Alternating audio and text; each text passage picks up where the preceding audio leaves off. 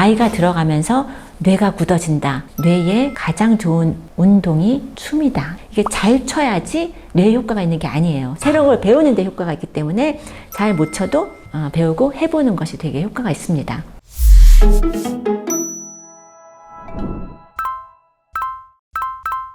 네, 안녕하세요. 한수원입니다. 요즘에 예능 TV 프로그램에서 춤 관련 프로그램이 많이 있잖아요. 그래서 우리가 춤을 한번 배워볼까?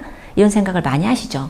그리고 젊은 분들은 춤을 많이 추시잖아요. 전신 거울 보면서 춤추는 게 취미라는 분들도 많이 들었거든요. 그런데 나이가 들면 또 춤을 잘 안 추시게 되죠. 그리고 한국 문화에서 또 사교 춤을 추는 문화는 또 아니죠.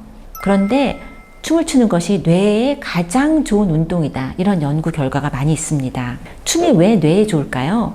사실 춤이란 것은 복합적인, 종합적인 운동입니다. 춤을 추기 위해서는 몸을 움직여야 되고 음악을 들으면서 몸을 움직이게 되죠. 그리고 사실 이런 뇌과학에서 말하는 춤은 혼자 추는 막춤은 아니고요. 다른 사람과 같이 추는 춤이에요. 이 같이 추는 춤이 파트너 댄스일 수도 있고 아니면 라인 댄싱 일 수도 있거든요. 이렇게 같이 추는 춤을 위해서는 사회적인 그런 활동이 필요하고요. 다른 사람이 움직임을 보면서 내가 움직인다는 것은 사실 정말 고도의 움직임을 컨트롤하고 코디네이트하는 그런 활동이 필요합니다. 그리고 또 한 가지 춤을 춘다는 것은 그 자체로서 즐거울 수 있거든요. 음악을 듣는 것도 즐거움을 높이는 활동이고 춤을 추는 것도 자체로서 즐거울 수 있는 활동인데 또 춤은 음악을 혼자 듣는 것과는 다른 효과가 있는 게 유산소 운동의 효과가 있죠. 뇌에 가장 필요한 활동이 유산소 운동이라고 합니다. 그리고 사실 우리가 즐거움을 느낄 때 호르몬의 영향이 있거든요. 우리가 즐거움과 관련된, 행복과 관련된, 사랑과 관련된 호르몬 중에 대표적인 게 옥시토신이라는 호르몬이 있어요. 영화나 소설에 보면 사랑의 묘약 이런 표현이 나오죠. 만약에 사랑의 묘약이 정말 있다면 무엇일까? 옥시토신이 아닐까? 이렇게 말할 정도로 사회적인 관계, 사랑과 관계가 있는 신경물질이고 호르몬입니다. 그런데 춤을 출 때 또는 춤을 추는 것을 바라볼 때 그럴 때도 옥시토신이 분비된다는 연구도 있습니다. 그리고 특히 옥시토신은 음악을 들을 때, 음악을 연주할 때도 관련이 되거든요. 춤을 출 때는 음악을 들으면서 춤을 추게 되죠. 그래서 이렇게 즐거움과 사랑과 사회적인 기쁨을 주는 뇌 활동과 연결이 되어 있습니다. 특히 뇌과학에서 말하는 춤은 막춤이 아니고 스텝이 있는 춤이거든요. 그래서 우리가 스텝을 배워야 돼요. 새로운 것을 배우는 게 뇌를 활발하게 합니다. 우리가 뇌가 굳어지는 것이 나이가 들어서 뇌가 굳어지는 것이 아닙니다.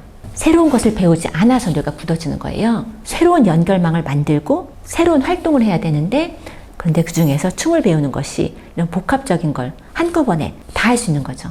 그러니까 새로운 걸 배우는 학습이 들어가고 새로운 스텝을 배우는 것, 옆에 사람과 코디네이트를 해야 되기 때문에 사회적인 활동이 들어가고요. 즐거움과 관계되는 활동이고 유산소 운동이고 이런 활동들이 복합적으로 있는 것이 춤이기 때문에 뇌에 가장 좋은 운동이 춤이다. 이렇게 말을 합니다.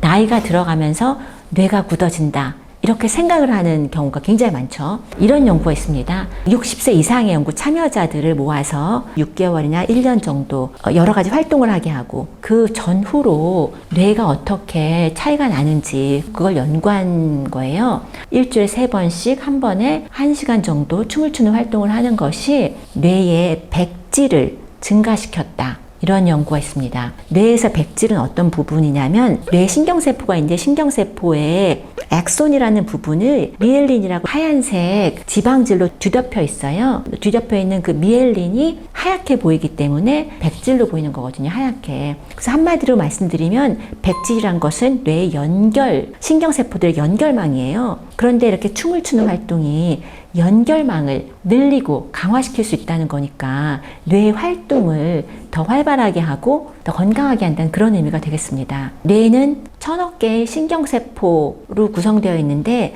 이 신경세포들이 어떻게 활동을 하냐면 연결망으로 활동을 합니다. 기억이란 것도 결국은 이 연결망의 패턴이에요. 그렇기 때문에 이런 연결망이 이렇게 연결되느냐 저렇게 연결되느냐 이 연결망이 굉장히 중요합니다. 그런데 춤을 추는 것이 연결망을 강화시켰다 이런 연구도 있고요.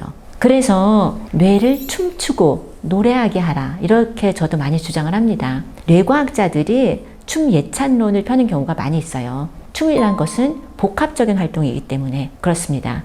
뇌가 굳어졌다고 불평하지 마시고 춤을 배워보시면 어떨까요? 교수님은 무슨 춤 추시나요?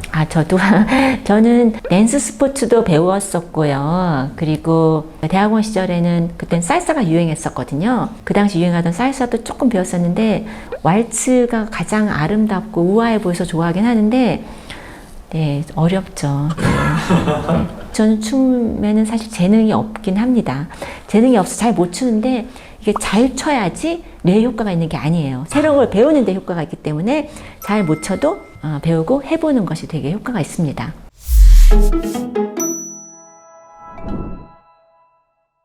네, 뇌를 춤추고 노래하게 하라.